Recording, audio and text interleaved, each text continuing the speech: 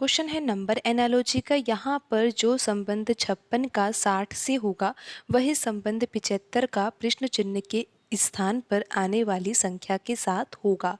तो यहाँ पर हमें सबसे पहले यही समझना है कि 56 का संबंध 60 से किस प्रकार है, यानी कि 56 से 60 किस प्रकार प्राप्त किया जा सकता है। तो यहाँ पर एक तरीका ये हो सकता है कि अगर हम 56 में 4 जोड़ देंगे तो कितना आ जाएगा, 60 आ जाएगा। उसी प्रकार अगर 75 में 4 जोड़ दिया जाए तो कितना आएगा, 79 आएगा। लेकिन दिए गए ऑप्शन में 79 नहीं है, तो ये तरीका तो यहाँ पर सही नहीं हो सकता। हमें दूसरे तरीके से यहाँ पर प्रश्न को हल करना होगा। तो आप यहाँ पर देखिए कि 56 लिखा हुआ है, तो 56 के दोनों अंकों का यूज़ लेना है हमें। पर करना क्या होगा, 56 के दोनों अंकों का हमें गुणा करना है। और जब हम 56 के दोनों अंकों का गुणा करेंगे, यानी कि 5 का गुणा 6 से करेंगे, तो हमें एक संख्या प्राप्त होगी और वो संख्या क्या होगी, 30 होगी। लेकिन आप ये जानते हो कि 30 का संबंध 60 से किस प्रकार हो सकता है। अगर हम 30 का दुगना करते, यानी कि 30 में अगर 2 का गुणा किया जाए तो कितना आएगा, 60 आएगा। तो आप ये समझ गए होंगे कि 56 का संबंध 60 से किस प्रकार है। अब यही पैटर्न हम यहाँ पर 75 में लगाते हैं और पता लगाते हैं कि यहाँ पर प्रश्न चिन्ह के स्थान पर कौन सी संख्या आएगी। तो यहाँ पर हम 75 लिख लेते हैं। 75 के दोनों अंकों को हम इस प्रकार लिखकर इन दोनों अंकों का अगर गुणा करते हैं तो यहाँ पर गुणनफल कितना आता है, 35 आता है। फिर क्या करना है हमें यहाँ पर 35 का दुगना करना है, क्योंकि 35 का दुगना क्या होगा, 70 होगा। और यहाँ पर प्रश्न चिन्ह के स्थान पर कौन सी संख्या आएगी, 70 आएगी। और आप ये देख सकते हो कि ऑप्शन ए में लिखी हुई संख्या 70 है, तो यही सही आंसर होगा। क्वेश्चन है मिसिंग नंबर का। यहाँ पर हमें पता लगाना है कि प्रश्न चिन्ह के स्थान पर कौन सी संख्या आएगी। तो आइए सबसे पहले तो हम यहाँ पर पैटर्न को समझते हैं। अगर पैटर्न समझ में आ जाएगा तो फिर ये भी पता लगा लेंगे कि प्रश्न चिन्ह के स्थान पर कौन सी संख्या आएगी। तो आप यहाँ पर देख सकते हो कि जो यहाँ पर पहला कॉलम है इसमें 4 संख्याएँ लिखी हुई है। 3 लिखा हुआ है, 5 लिखा हुआ है, 8 लिखा हुआ है और यहाँ पर ये चौथी संख्या लिखी हुई है 23। और इन चारों संख्याओं में से जो बड़ी संख्या है वो क्या है, 23 है। तो हमारा सोचने का तरीका ये होना चाहिए कि यहाँ पर जो ये 3 छोटी संख्याएं हैं, यानी कि बड़ी संख्या से छोटी संख्याएं हैं ये, इन तीनों संख्याओं के द्वारा हम किस प्रकार 23 को प्राप्त कर सकते हैं। तो यहाँ पर क्या तरीका होगा कि हम 3, 5 और 8 के द्वारा 23 को प्राप्त कर सके। तो इसके लिए हमें क्या करना चाहिए, आप यहाँ पर देखिए 3 लिखा हुआ है और यहाँ पर 5 लिखा हुआ है। अगर यहाँ पर हम 3 का गुणा 5 से करेंगे तो कितना आएगा, 3 गुणा 5 करने पर 15 आ जाएगा। फिर 15 में आपको ये 8 जोड़ना है। अगर 15 में 8 जोड़ेंगे तो फिर कितना आ जाएगा, 23 आ जाएगा। और आप ये देख सकते हो कि यहाँ पर लिखी हुई संख्या 23 ही है। तो यही तो पैटर्न यहाँ पर लग रहा है। लेकिन अभी हमें इस पैटर्न की जांच करनी होगी और जांच के लिए यहाँ पर हमारे पास दूसरे कॉलम में सभी संख्याएं लिखी हुई है। तो इसी कॉलम में हम यहाँ पर यही पैटर्न लगाकर देखते हैं और ये पता लगाते हैं कि यहाँ पर 50 आ भी रहा है या नहीं, क्योंकि इन चारों संख्याओं में से जो बड़ी संख्या है वो क्या है, 50 है। तो आपको पैटर्न तो पता ही है। करना क्या है, 3 का गुणा अगर हम 5 से करेंगे तो फिर कितना आ जाएगा, 15 आ जाएगा। और 15 में हम अगर 8 जोड़ेंगे तो फिर कितना आएगा, 23 आएगा।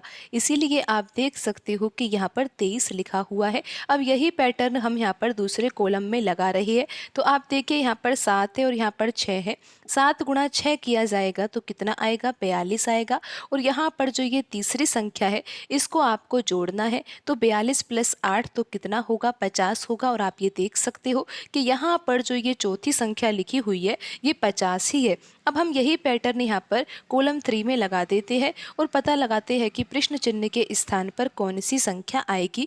पैटर्न आपको पता है कि 9 और 6 का तो हमें गुणा करना है। 9 गुणा 6 करेंगे तो कितना आएगा, 54 आएगा।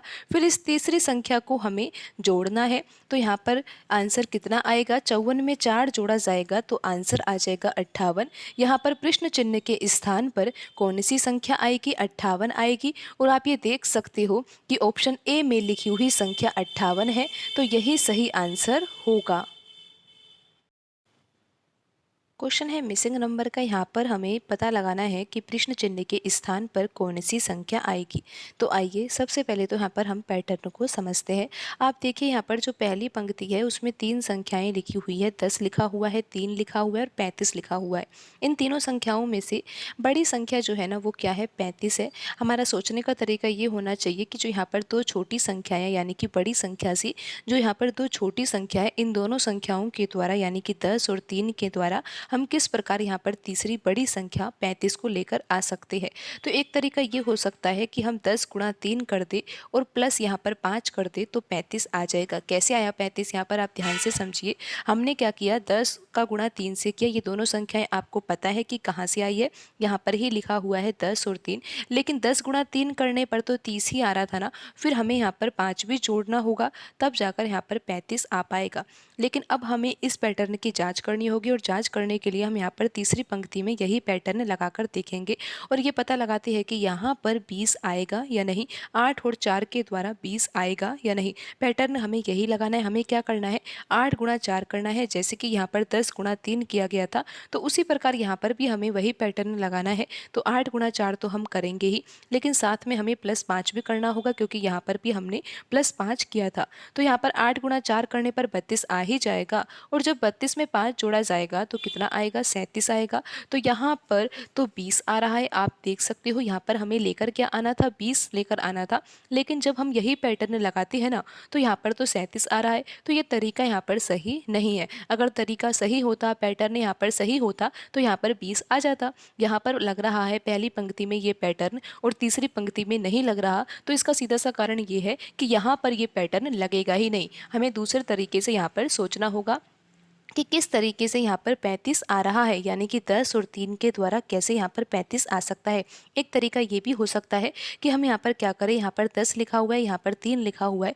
अगर हम यहाँ पर 10 में से 3 घटा देंगे, अगर 10 में से 3 घटा देंगे तो कितना आएगा, 7 आएगा। लेकिन 35 कैसे आया जा सकता है, अगर हम यहाँ पर 5 का गुणा भी कर देंगे तो कितना आ जाएगा, 35 आ जाएगा। इस तरीके से भी तो यहाँ पर 35 आ सकता है। लेकिन अभी हम इस पैटर्न को सही नहीं मान सकते हैं। हमें पैटर्न की जांच करनी होगी और जांच के लिए यहाँ पर तीसरी पंक्ति है जिसमें सभी संख्याएं लिखी हुई है। करना क्या है, आपको पता है यहाँ पर 8 लिखा हुआ है, यहाँ पर 4 लिखा हुआ है। तो हमें तो 8 माइनस 4 करना है और मल्टीप्लाई तो हमें किससे करना है, 5 से करना है। जैसे कि आप देख सकते हो कि पहली पंक्ति में भी हमने क्या किया था, 10 में से 3 घटाया था, उसके बाद जो गुणा किया था ना, गुणा हमने 5 से ही किया था। तो यहाँ पर वही पैटर्न लगा रही है, तो यहाँ पर भी हमें 5 से ही गुणा करना होगा। 8 में से 4 घटाएंगे तो 4 आ जाएगा। फिर हमें करना क्या है, 4 में हमें 5 का गुणा करना है, तो यहाँ पर कितना आ जाएगा, 20 आ जाएगा। आप ये देख सकते हो कि तीसरी संख्या यहाँ पर 20 ही है। अब यही पैटर्न हम यहाँ पर दूसरी पंक्ति में लिखी हुई संख्या में लगा देते हैं और पता लगाते हैं कि प्रश्न चिन्ह के स्थान पर कौन सी संख्या आएगी। पैटर्न आपको समझ में आ गया होगा। करना क्या है, यहाँ पर 7 लिखा हुआ है, यहाँ पर 2 लिखा हुआ है। इन दोनों संख्याओं का हमें अंतर निकालना है, यानी कि 7 में से हमें 2 घटाना है। फिर मल्टीप्लाई तो आपको पता है कि किस संख्या से करना है, 5 से ही करना है। अगर हम यहाँ पर 7 में से 2 घटाएंगे तो कितना आ जाएगा, 5 आ जाएगा। और फिर 5 का गुणा अगर 5 से किया जाएगा तो यहाँ पर आंसर क्या आ जाएगा, 25 आ जाएगा। तो यहाँ पर प्रश्न चिन्ह के स्थान पर कौन सी संख्या आएगी, 25 आएगी। आप देख सकते हो कि यहाँ पर जो ऑप्शन दिए हुए हैं उनमें से किस में आंसर लिखा हुआ है, यहाँ पर ऑप्शन बी में लिखा हुआ है 25। तो यही सही आंसर होगा। क्वेश्चन है मिसिंग नंबर का। यहाँ पर प्रश्न में 3 आकृतियाँ दी हुई है। आप देखिए कि जो तीसरी आकृति है उसमें प्रश्न चिन्ह दिया हुआ है। हमें पता लगाना है कि प्रश्न चिन्ह के स्थान पर कौन सी संख्या आएगी। तो आइए सबसे पहले तो हम यहाँ पर पैटर्न को समझते हैं। तो पैटर्न समझने के लिए पहली आकृति है, दूसरी आकृति है, इन दोनों आकृतियों में जो संख्याएं लिखी हुई है उनसे हम पैटर्न को समझेंगे। पैटर्न समझ में आ जाएगा, वही पैटर्न हम यहाँ पर तीसरी आकृति में लगाएंगे और फिर हमें पता लग जाएगा कि प्रश्न चिन्ह के स्थान पर कौन सी संख्या आएगी। तो आइए सबसे पहले तो हम पहली आकृति में जो संख्याएं लिखी हुई है उनमें क्या संबंध है यही समझते हैं। तो हमारा सोचने का तरीका ये होना चाहिए कि यहाँ पर बाहर 4 संख्याएं लिखी हुई है। आप समझिए कि यहाँ पर 5, 3, 6, 2 ये बाहर लिखी हुई संख्याएं हैं, आपको ऐसा मानना है। और इन्हीं चारों संख्याओं के बीच में एक संख्या लिखी हुई है 27। तो बाहर लिखी हुई चारों संख्याओं के द्वारा बीच में लिखी हुई संख्या 27 को हम कैसे प्राप्त कर सकते हैं, हमें इस तरीके से सोचना होगा। तो अगर हम बाहर लिखी हुई संख्याओं को जोड़ेंगे तो क्या 27 आ जाएगा? एक बार हम देख ही लेते हैं कि जोड़ने पर कितना आ रहा है। 5 में 3 जोड़ेंगे 8 आएगा, 8 में 6 जोड़ेंगे 14 आएगा, 14 में 2 जोड़ेंगे तो कितना आएगा? 16 आएगा। लेकिन यहाँ पर तो लिखा हुआ है 27 और 16 का संबंध तो 27 से किसी भी प्रकार से नहीं है। तो यहाँ पर हमें इस तरीके से तो प्रश्न हल करना नहीं है। फिर किस तरीके से प्रश्न हल होगा? तो आप ध्यान से देखिए कि यहाँ पर 5 लिखा हुआ है और यहाँ पर लिखा हुआ है 3। अगर आप 5 का गुणा 3 से करोगे ना, यानी कि 5 गुणा 3 करोगे तो क्या आएगा? 15 आएगा। फिर आप देखिए यहाँ पर 2 है और यहाँ पर 6 है। 2 गुणा 6 करेंगे तो कितना आ जाएगा? 12 आ जाएगा। फिर करना ही क्या है? यहाँ पर 15 लिखा हुआ है, यहाँ पर 12 लिखा हुआ है। 15 प्लस 12 करेंगे तो कितना आ जाएगा? 27 आ जाएगा। और आप ये देख ही सकते हो कि यहाँ पर बीच में लिखी हुई संख्या 27 है। तो इस तरह का यहाँ पर पैटर्न लग रहा है। लेकिन हमें अभी पैटर्न की जांच करनी होगी और जांच के लिए यहाँ पर दूसरी आकृति में लिखी हुई संख्याएं हैं। करना क्या है? यहाँ पर 9 लिखा हुआ है, यहाँ पर 5 है, तो 9 का गुणा हम 5 से करेंगे तो कितना आएगा? 45 आएगा। यहाँ पर 4 लिखा हुआ है, यहाँ पर 9 लिखा हुआ है, 4 का गुणा 9 से किया जाएगा तो कितना आएगा? 36 आएगा। और जब आप 45 यानी कि ये संख्या और ये संख्या को जब आप जोड़ोगे, यानी कि 45 में अगर 36 जोड़ोगे तो आपको जो संख्या प्राप्त होगी ना, वो संख्या होगी 81। और आप ये देख ही सकते हो कि यहाँ पर इन चारों संख्याओं के बीच में लिखी हुई संख्या 81 है। तो इस तरह का पैटर्न यहाँ पर लग रहा है। अब हम यही पैटर्न यहाँ पर तीसरी आकृति में लगा देते हैं और पता लगाते हैं कि यहाँ पर प्रश्न चिन्ह के स्थान पर कौन सी संख्या आएगी। तो पैटर्न तो हमें समझ में आ ही गया है। करना क्या है? यहाँ पर 8 है, यहाँ पर 4 है।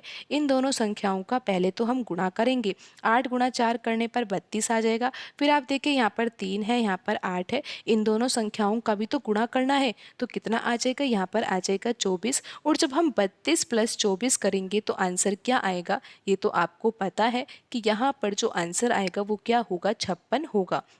लेकिन अभी हम ये तो देखें कि जो यहाँ पर दिए गए ऑप्शन है उसमें 56 लिखा भी हुआ है या नहीं। तो आप यहाँ पर देखिए कि जो यहाँ पर 4 ऑप्शन दिए हुए हैं उनमें 56 लिखा हुआ है और यहाँ पर ऑप्शन सी सही आंसर होगा।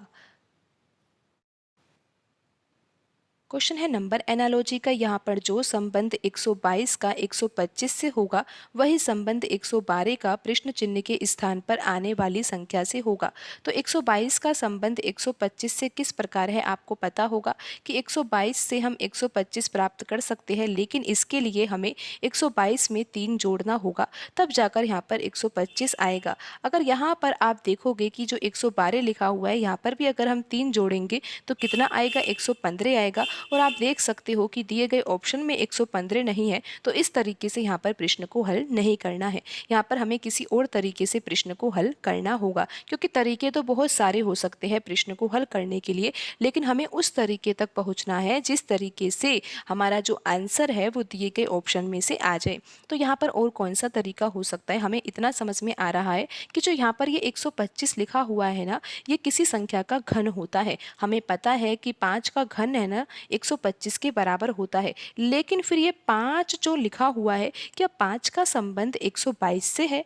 बिल्कुल संबंध है। आप यहाँ पर ध्यान से देखिए कि जो 122 है ना, वो 3 अंकों की संख्या है। अगर हम तीनों अंकों को इस प्रकार लिखें और तीनों अंकों को अगर हम जोड़े तो यहाँ पर जो योगफल आएगा ना, वो कितना आएगा? 5 आएगा। और इसी 5 का जब हम घन करेंगे तो एक संख्या प्राप्त होगी और वो संख्या होगी 125। तो इस तरह का यहाँ पर दोनों संख्याओं में संबंध है। कौन कौन सी दोनों संख्याओं में? 122 और 125 में।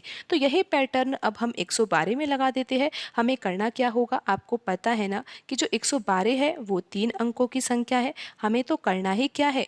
तीनों अंकों को हमें जोड़ना है। तो यहाँ पर संख्या कौन सी प्राप्त होगी? 4 प्राप्त होगी। लेकिन आंसर 4 नहीं है, 4 का हमें घन भी करना है और 4 का घन तो होता है 64। और आप ये देख सकते हो कि यहाँ पर ऑप्शन सी में लिखी हुई संख्या 64 है। तो प्रश्न चिन्ह के स्थान पर कौन सी संख्या आएगी? 64 आएगी।